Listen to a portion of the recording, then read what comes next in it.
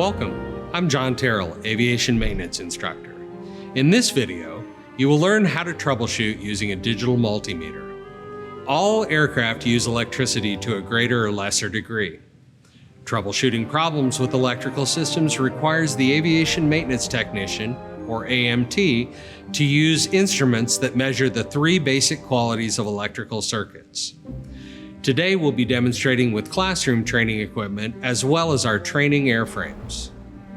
These are voltage, the force that pushes electricity through a circuit, current, which is the amount of electricity flowing through a circuit, and resistance, which is a circuit's opposition to the flow of electricity. We measure voltage in volts with a voltmeter, current in amperes with an ammeter, and resistance in ohms with an ohm meter. Usually these three instruments are combined into one device referred to as a multimeter. AMTs generally prefer to take voltage measurements when troubleshooting, mainly because voltage measurements do not require the disassembly of a circuit. If the navigation lamp on the end of an aircraft wing fails to illuminate, an AMT might want to ensure that the lamp is receiving voltage from the electrical system using a voltmeter. A voltmeter reading of 0 volts would indicate that the problem lies somewhere between the bulb and the power source, and that the troubleshooting effort should be focused there. On the other hand, a voltmeter reading of 12 plus volts would indicate that the problem is most likely the lamp, which should be replaced. When troubleshooting using voltage measurements, a good rule of thumb is that the circuit problem usually lies between the last place that should have had voltage and does, and the first place that should have had voltage and doesn't.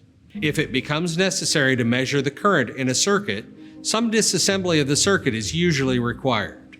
However, AMTs have a few troubleshooting tricks up their sleeve when it comes to quickly measuring current in a circuit.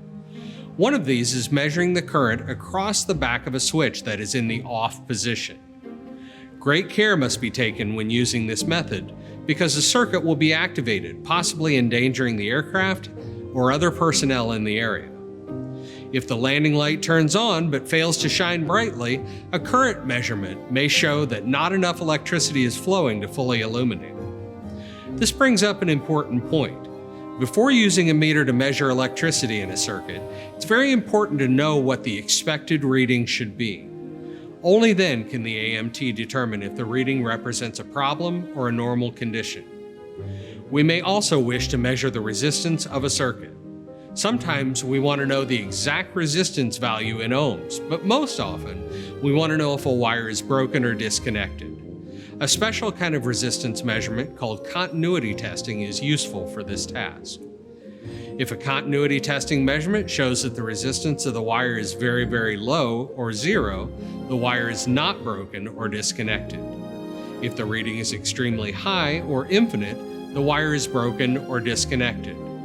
Problems with electrical circuits are not uncommon in aviation, and the AMT must be proficient in troubleshooting these issues. The ability to measure the three basic qualities of electrical circuits is a critical skill in quickly identifying and correcting these discrepancies and getting the aircraft back into service.